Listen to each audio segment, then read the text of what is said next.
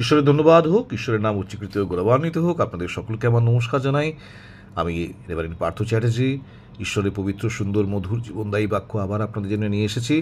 প্রতিদিনই নিয়ে আসি, প্রতিদিনই নিজে পরিতৃপ্ত হই, আপনাদেরকে পরিতৃপ্ত করার চেষ্টা করি। আপনাদের বিশ্বাসী জীবনে যাতে আরও গভীরভাবে আপনারা ঈশ্বরের বাক্যকে শ্রবণ এবং অনুধাবন করেন সেই চেষ্টা করি। আশা করি আপনারা সবাই আমার জন্য প্রার্থনা করেন, কেননা আমি আপনাদের সকলের জন্য প্রার্থনা করি যেন ঈশ্বর আপনাদের জীবনে বাক্যের পথ খুলে দেন সুন্দর করে। আর চেষ্টা করি সবসময়তে সুন্দর সুন্দর বাক্য দিয়ে আপনাদের আত্মিক জীবনকে গঠন করতে। আর যদি এই কাজে আমার প্রচেষ্টা আপনারা দেখতে পান, তাহলে দয়া করে আমার ইউটিউব চ্যানেলটাকে সাবস্ক্রাইব করবেন, যেন আরও মানুষের কাছে আমার এই বলা প্রভুর বাক্যগুলো যেন পৌঁছতে পারে, এবং যে জন্য আমি জন্মেছি, যে জন্য আমি এত পরিশ্রম করি, সেই সংকল্প যেন সিদ্ধ হয়। ঈশ্বরের ধন্যবাদ হোক, ঈশ্বরের নাম উচ্চীকৃত গৌরবান্বিত হোক। আজকে যে বিষয়টা নিয়ে কথা বলবো সেটাই হচ্ছে যে বিশ্বাসী জীবনের যে পিলার, যে খুঁটিগুলো থাকে, যেগুলোকে ধরে একটা বিশ্বাসী জীবনে এগোয়, তার জীবনের যে গতিপথগুলো দেখা যায়, যে লাইনস অফ অ্যাকশনসগুলো দেখা যায়, সেগুলো নিয়ে। আর বিশ্বাসী জীবনের এই গতিপথ, এই লাইন অফ অ্যাকশন হলো তিনটে। কি না? Pray, listen, believe. প্রে মানে প্রার্থনা করো, লিসেন মানে শোনো, অনুধাবন করো, কান দাও, যাহার কর্ণ আছে সে শুনুক, আর বিলিভ মানে যা শুনলে তা বিশ্বাস করো। প্রার্থনা, শ্রবণ, বিশ্বাস, এই তিনটে হচ্ছে আমাদের বিশ্বাসী জীবনের, ভক্ত জীবনের তিনটে পিলার। তাই প্রথম থিসলনিকেও 5:17 পদে বলা হয়েছে, অবিরত প্রার্থনা করো, সর্ববিষয়ে ধন্যবাদ করো। অর্থাৎ বিশ্বাসী জীবনের আমাদের উদ্দেশ্য কি, আমাদের কর্ম কি? অবিরত, কোনো বিরাম না দিয়ে, নিশ্ছিদ্রভাবে, সুন্দরভাবে, কন্টিনিউয়াসলি প্রার্থনা করো, প্রার্থনা করো, প্রার্থনা করো। তাই যেরকমভাবে একটা মানুষ বেঁচে থাকার জন্য নিঃশ্বাস নেয়, সেভাবে একজন বিশ্বাসী বেঁচে থাকার জন্য প্রার্থনা করবে। তার জীবনে নিঃশ্বাসের মতোই অপরিহার্য হবে প্রার্থনা। অবিরত প্রার্থনা করো। আবার গীত সংহিতা 46 গীতের 10 পদে বলা হয়েছে, প্রভু বলেছেন, ক্ষান্ত হও তোমরা, জানিও আমি ঈশ্বর। ক্ষান্ত হও।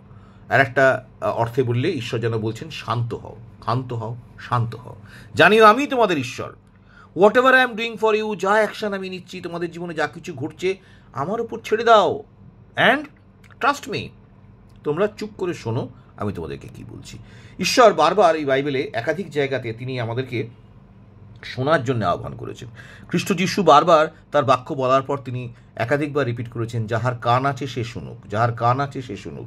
তাহলে বিশ্বাসী জীবনে প্রার্থনা করাটা যেমন ভীষণ জরুরি, তেমনি চুপ করে শোনাটা, ঈশ্বর আমার সঙ্গে কি কথা বলছেন, ঈশ্বর আমাকে কি বলতে চাইছেন, ঈশ্বর আমার হৃদয়ে, আমার অন্তরের গভীরে কি চেতনা দিচ্ছেন, কি কথা তিনি বলছেন আমাদেরকে, কি সংকল্প আমার হৃদয়ে গড়ে উঠছে, এগুলোকে ওয়াচ করাটা বিশ্বাস জীবনে ভীষণ প্রয়োজনীয়।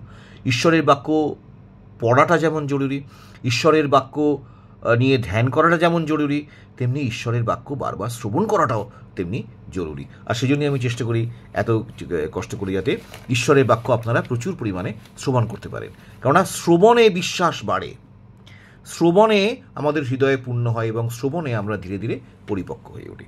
আর থার্ডলি আবার যিশাইয় 50 অধ্যায়ে তার 4 পদে বলছে, আমার কর্ণ জাগরিত করেন। কে করেন? ঈশ্বর। আমার কর্ণকে জাগরিত করেন, যেন আমি শিক্ষাগ্রাহীদের ন্যায় শুনিতে পাই। তাই একজন বিশ্বাসীকে কীভাবে ঈশ্বরের বাক্য শুনতে হবে? শিক্ষাগ্রাহীদের ন্যায়, মানে স্টুডেন্টের মতো। স্টুডেন্ট কীভাবে টিচারের কথা শোনে? যদি ভালো স্টুডেন্ট হয় অবশ্য, তবেই সে কীভাবে টিচারের কথা শোনে? মন দিয়ে। কারণ সে জানে যে টিচার যা বলছে এগুলো পরীক্ষায় সব আসবে, এগুলো যদি এখন আমি মন দিয়ে না শুনি, নোটসটা দিয়ে ঠিকমতো না করি, তাহলে পরীক্ষায় পাশ করা আমার পক্ষে কঠিন। তাই জন্য শিক্ষাগ্রাহী কী করে? সমস্ত মন অন্তর দিয়ে, ভালো ছেলে ভালো পড়াশোনায় হলে সে মন অন্তর দিয়ে টিচারের বাক্য শোনে। ঠিক তেমনি আমাদের শিক্ষাগ্রাহীদের মতো প্রভুর বাক্য শুনতে হবে, অবিরত প্রার্থনা করতে হবে, শিক্ষাগ্রাহীর মতো হৃদয় নিয়ে প্রভুর বাক্যকে শুনতে হবে। আবার শুনতে হবে চুপ করে, কারণ ঈশ্বর বলছেন ক্ষান্ত হও, আমি ঈশ্বর। আবার ইব্রিয় 11 অধ্যায় 6 পদে প্রভুর বাক্য এই কথা বলেছে যে বিনা বিশ্বাসে প্রীতির পাত্র হওয়া সম্ভব নয়। বিনা বিশ্বাসে যদি কেউ খুব প্রার্থনা করে, খুব ঈশ্বরের বাক্য শ্রবণ করে, তা সত্ত্বেও তার পক্ষে ঈশ্বরের প্রীতির পাত্র হওয়া সম্ভব নয় যতক্ষণ পর্যন্ত না সে কি না সে বিশ্বাসে পরাকাষ্ঠা যতক্ষণ পর্যন্ত না সে প্রদর্শন করছে, নিজের বিশ্বাসকে যতক্ষণ পর্যন্ত না সে দেখাতে পারছে, ততক্ষণ পর্যন্ত ঈশ্বরের প্রীতির পাত্র হওয়া তার পক্ষে সম্ভব না। অর্থাৎ আমরা যদি ঈশ্বরে মনের মানুষ হতে চাই তাহলে আমাদের বিশ্বাসটা খুব বেশি থাকতে হবে। আর লাস্ট মার্ক লিখিত সুসমাচারে তার 11 অধ্যায় তার 22 পদ, সেখানে যদি আমরা দেখি তো দেখব যে প্রভু বলেছেন, ঈশ্বরে বিশ্বাস রাখো, আমি তোমাদেরকে সত্য কইতেছি যে কেহ এই পর্বতকে বলে উপড়িয়া যাওয়া সমুদ্রে গিয়া পড়ো এবং মনে মনে সন্দেহ না করে কিন্তু বিশ্বাস করে যে যাহা বলে তাহা ঘটিবে, তবে তাহার জন্য তাহাই হইবে। তাই যাহা কিছু তোমরা প্রার্থনা ও যাচনা করো, বিশ্বাস করিও যে তাহা পাইয়াছ, তাহাতে তোমাদের জন্য তাহাই হইবে। অর্থাৎ prayer, listening to God's word, এরপরে বিশ্বাসীর জীবনের সবচেয়ে বড় দায়িত্ব হলো কি না টু বিলিভ। আর one who believes can do anything, যে বিশ্বাস করে সে সকলই করিতে পারে। তাই আমাদের বিশ্বাসী জীবনে আমরা আজকে ঈশ্বরের বাক্য থেকে কী শিখলাম, যে 3টে মূল পথ আমরা অবলম্বন করব, 3 স্টেপস। সেটা হচ্ছে উই উইল প্রে, অবিরত প্রার্থনা করব, উই উইল লিসেন, শিক্ষাগ্রাহীদের মতো স্টুডেন্টের মতো ঈশ্বরের বাক্য শুনবো, and finally we will believe, যা শুনবো, যা প্রার্থনা করব, বিশ্বাস করব যে সেগুলো সত্য এবং সেগুলো ঘটবেই ঘটবে। ঈশ্বর আপনাদের অনেক আশীর্বাদ করুন, যেন আপনাদের জীবন প্রার্থনায় পূর্ণ থাকে, শিক্ষায় পরিপূর্ণ থাকে এবং বিশ্বাসে পরিপূর্ণ থাকে। Amen, amen, amen. ঈশ্বর আপনাদের মঙ্গল করুন, ঈশ্বরের নাম উচ্চীকৃত ও গৌরবান্বিত হোক।